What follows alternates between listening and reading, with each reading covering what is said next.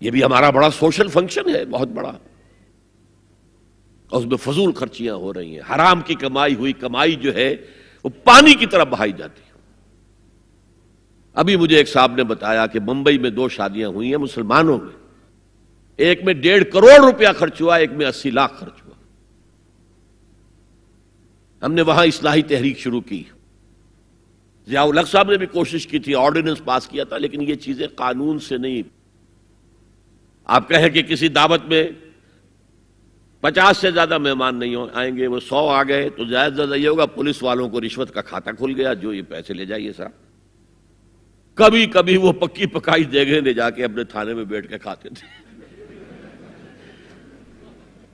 لیکن قانون سے نہیں بدلتا مزاج۔ ہم نے کیا طے کیا؟ دیکھو یہ ہے چٹان کی بنیاد۔ آپ کو بڑی اونچی بلڈنگ بنانی ہو تو دیکھنا پڑتا ہے چٹان نیچے بنیاد زمین کیسی ہے۔ تو بنیاد کیا ہے؟ آپ سادگی کرو، سادگی کرو، سادگی کرو، یہ تو بے معنی ہے بالکل، اس لیے کہ غریب کی سادگی کچھ اور ہے، امیر کی سادگی کچھ اور ہے، سادگی کے ایک معنی تو نہیں ہے۔ لہذا کوئی جو ہے راک فاؤنڈیشن وہ تلاش کی جائے، وہ ہم نے کی تلاش۔ جو تقریب حضور سے صحابہ سے ثابت ہے ضرور کرو، ضرور کرو، ضرور کرو، عضوا علیہا بالنواجذ، اپنے دانتوں سے پکڑ لو اس کو۔ اور جو تقریب ثابت نہیں حضور سے اور صحابہ سے، یقیناً یہ کہیں باہر سے آئی ہے، یا تو ہمارا خاندانی پس منظر جو ہے، اکثر تو ہندوؤں سے مسلمان ہوئے، وہ سادات ہوں، صدیقی ہوں، فاروقی ہوں، عثمانی ہوں، وہی ہیں نا جو باہر سے آئے تھے، باقی تو اکثریت یہیں سے، وہ اپنا ہندوانہ پس منظر لے کر آئے۔ تو جس کا ثبوت صحابہ کے دور میں نہیں، وہ یقیناً باہر سے آئی ہوئی چیز ہے، اس میں پھر سادگی نہیں، اس میں کمی نہیں، جڑ سے کاٹو اس کو۔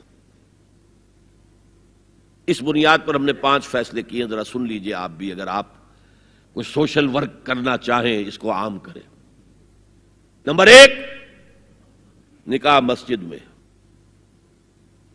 حدیث موجود ہے، ترمذی شریف کی روایت، اعلنوا ھذا النکاح واجعلوہ فی المساجد، نکاح کا اعلان عام کیا کرو، مسجدوں میں منعقد کیا کرو۔ میں حیران ہوتا ہوں کیوں نہیں علماء کرام نے اس کی طرف توجہ دلائی۔ حدیث ہے، ہاں میں مانتا ہوں ان کا کہنا یہ ہے کہ یہ یہاں جو امر ہے کہ مسجد میں منعقد کرو، یہ امر وجوب کے لیے نہیں ہے، استحباب کے لیے، مستحب ہے یہ کہ مسجد میں۔ تو بھائی مستحب کیوں چھوڑ رہے ہو تم؟ وہ اس لیے چھوڑنا پڑتا ہے، مولوی بیچارے کی حیثیت ہے ہی نہیں معاشرے میں کہ وہ کہے جناب یہاں آئیے میرے پاس، میں نہیں آؤں گا آپ کے گھر نکاح پڑھانے کے لیے۔ وہ اپنا رجسٹر بغل میں دبائے بیٹھا سوکھتا رہتا ہے۔ وہ تو آنی تھی بارات عصر کے وقت، مغرب بھی جا رہی ہے، آئی نہیں، وہ بیٹھا غریب۔ پہلے 20-30 روپے ملتے تھے، اب 200 300 400 ملتے ہیں، اور کیا ہے۔ میں نے انہیں یاد دلایا، دیکھو شرم کرو، عیسائیوں نے آج تک اپنے چرچ کی اور اپنے پادری کی عزت یہ رکھی ہے کہ شہزادے اور شہزادی کی شادی ہوگی وہ بھی پادری چرچ میں آئیں گے۔ شہزادے کی شادی ہو رہی ہے تو جو ان کی پارلیمنٹ کے ساتھ ہے چرچ، وہاں شادی ہوگی، وہاں پردہ نہیں ہے، لڑکا لڑکی دونوں آمنے سامنے کھڑے ہو کر قول و قرار کریں گے۔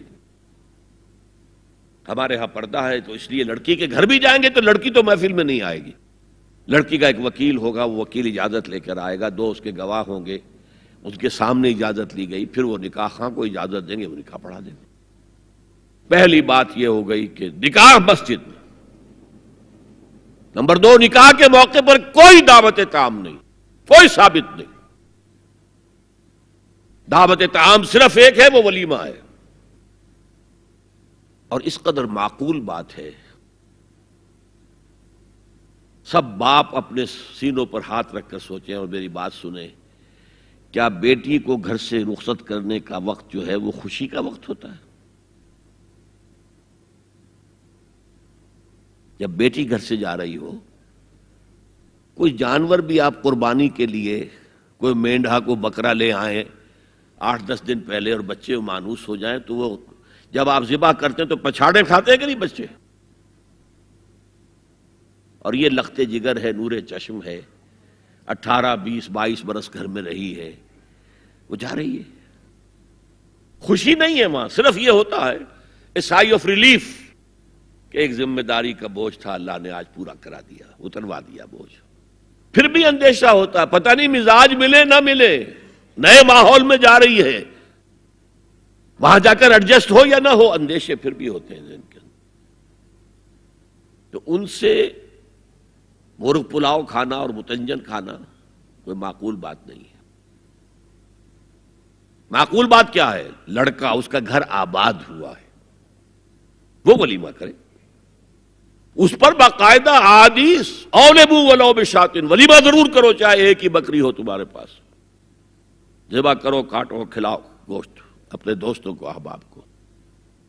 یہاں تک کہا کہ بے ست طعام الولیمہ، برا کھانا ہے ولیمے کا کہ اس میں غریبوں کو نہیں بلایا جاتا. ظاہر بات ہے مسلی کھلانے کے لیے تو ولیمہ نہیں ہوتا، اپنے احباب کو، دوستوں کو بلایا جاتا ہے. پھر بھی میں تم سے کہتا ہوں کہ جسے ولیمے کے لیے بلایا جائے وہ اگر نہیں جائے گا تو اللہ اور اس کے رسول کے حکم کی نافرمانی کرے. تو جس رسول نے اتنی تفصیل سے حکم دیا ہو ایک دعوت کا، وہ دوسری دعوت میں بھی خیر ہوتا نہ بیان کرتا. جب نکاح مسجد میں اور کوئی دعوت طعام نہیں تو بارات کا تصور، خلاص. بارات کس بلا کا نام ہے؟ قرآن میں تو کوئی ذکر ہی نہیں، عربی میں یہ لفظ ہی نہیں. اجتماع طرفین مسجد میں ہوا، نکاح ہوا. لڑکی کو، حضرت فاطمہ کو رضی اللہ تعالی عنہا، کچھ خواتین جا کر چھوڑ آئی تھی اس حجرے میں جو ایک انصاری صحابی نے حضرت علی کو دیا تھا. ان کا تو کوئی گھر بھی نہیں تھا. کوئی حضرت علی آئے ہوں اور آ کر وداع کرا کے لے کے گئے ہوں، کچھ بھی نہیں. چوتھی چیز، جہیز کا کوئی تصور اسلام میں نہیں. خالص ہندوانہ رسم، خالص ہندوانہ رسم، خالص ہندوانہ رسم. ہندوؤں میں کیوں ہے؟ وہ اس لیے ہے، معقول بات ہے کہ لڑکی کا وراثت میں کوئی حصہ ہے ہی نہیں. وہ تو جب گھر سے نکل رہی ہے کچھ دے دلا کے رخصت کر دو، دان دہیج، یہ خیرات ہے. لڑکی کا حق کوئی نہیں ہے گھر پر. اسلام میں تو لڑکی وارث ہے. والد فوت ہوں گے، وراثت تقسیم ہوگی. والدہ فوت ہوں گی، کوئی ان کی ہے ملکیت، وہ تقسیم ہوگی. شادی کے موقع پر کوئی جہیز اسلام میں نہیں، قطعاً نہیں. غلطی سے حضرت فاطمہ کے جہیز کو جہیز کہہ دیا گیا. وہ جہیز کیا تھا؟ ایک پیسہ بھی حضور کے اپنی جیب سے نہیں تھا. اس شادی میں خاص بات کیا تھی کہ دولہا کے ولی بھی حضور ہی ہے. اور کون ہے؟ علی کا کون تھا مدینے میں؟ اور دلہن کے والد بھی حضور ہیں. اب حضور پوچھتے ہیں حضرت علی سے، تمہارے پاس مہر دینے کے لیے کچھ ہے؟ عرض کیا میرے پاس تو کچھ نہیں. وہ فقراء صحابہ میں سے تھے. فرمایا مہر تو دینا ہے. تمہارے پاس ایک زرہ ہوتی تھی؟ جی ہاں زرہ تو ہے. انہوں نے یہ سمجھا زرہ تو جہاد کے لیے ہے، کوئی وہ دولت تو نہیں ہے. فرمایا جاؤ اسے بیچو یا گروی رکھ کے قرض لے کر آؤ. وہ گئے، حضرت عثمان نے خرید لی اور کچھ دنوں کے بعد واپس کر دی ہدیتاً. یہ زرہ میں ہدیہ آپ کو کر رہا ہوں. اس وقت اگر کہتے چھوڑو علی، کہاں تو لو میں پیسے دے دیتا ہوں تمہیں، تو ان کی طبیعت پر بار ہوتا.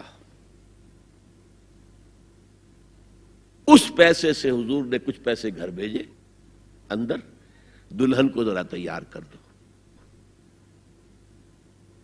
اور کچھ پیسوں سے وہ ایک گدا جس میں کھجور کی کھال بھری ہوئی تھی، اور 2 تکیے جس میں کھجور کی کھال بھری ہوئی تھی، ایک مشکیزہ، کنویں سے پانی تو لانا ہی ہے نا، ایک چکی، جو ہو یا گیہوں ہو پیسنا تو ہے نا، کوئی 1-2 برتن اور. اللہ اللہ خیر صلی اللہ. یہ تھا جسے جہیز کہتے ہیں، جس میں ایک پیسہ بھی حضور کا شامل نہیں ہے. وہ حضرت فاطمہ کا مہر تھا جسے بنایا گیا. ورنہ مدینے ہی میں دوسری آپ کی صاحبزادی کا نکاح حضرت عثمان سے بھی ہوا. کہیں ذکر ہے جہیز کا؟ حضرت عثمان کا گھر بھرا ہوا، ہر چیزیں موجود، وہاں تو کسی جہیز کا تذکرہ نہیں. بہرحال یہ شادی کو آسان کرو زنا کو مشکل بناؤ. یہاں شادی کے لیے 9 من تیل ہوگا تو رادھا ناچے گی، ورنہ یہ کہ بڑی ہو رہی ہے، عمر ہو رہی ہے، سب کچھ ہو رہا ہے، لیکن کچھ تقاضے تو ہے نا، آخر کچھ تو کرنا ہوتا ہے نا، آخر کچھ نہ کچھ لوگوں کو تو کھانا کھلانا ہی ہوتا ہے نا، بارات تو آخر آئے گی ہی نا، کچھ نہ کچھ تو دینا ہی ہوگا، کچھ جوڑے کپڑے، کچھ یہ. اسلام کا فلسفہ جو میں نے 4-5 باتیں آپ کو بتا، فلسفہ یہ ہے کہ لڑکی کے باپ پر 1 پیسے کا بوجھ نہیں. اس نے لڑکی پال پوس کے تمہارے حوالے کر دیا، اب اور کیا چاہتے ہو تم؟ سارا مرد آزماں مرد آفرین، مرد کو چیلنج دیا ہے، تم مرد ہو، مہر تم دو گے. اور سب سے بڑھ کر کیا ہو رہا ہے آج کل بھی ہوتا ہے، وہ ہمارے ایک کچھ کام ہوتے ہیں اسلامی، وہ بھی ہے کچھ وہی ہندوانہ پس منظر. نکاح کی محفل میں چھوارے کون لے کے آتا ہے جی؟ لڑکے والے. اور پلاؤ کن سے کھاتے ہیں بھائی؟ جس وہ تمہیں مرغ پلاؤ کھلا رہا ہے وہ چھوارے نہیں بانٹ سکتا تھا؟ یہ ہے اسلام اور غیر اسلام کا امتزاج. چھوارے لڑکے والے لے کر آئیں گے اور پھر دعوت اڑائیں گے لڑکی والوں کی طرف سے. هي الحلقات تحفظني بآيات من القرآن، هي الحلقات تملأني بحب المصطفى العدنان، هي الحلقات تحفظني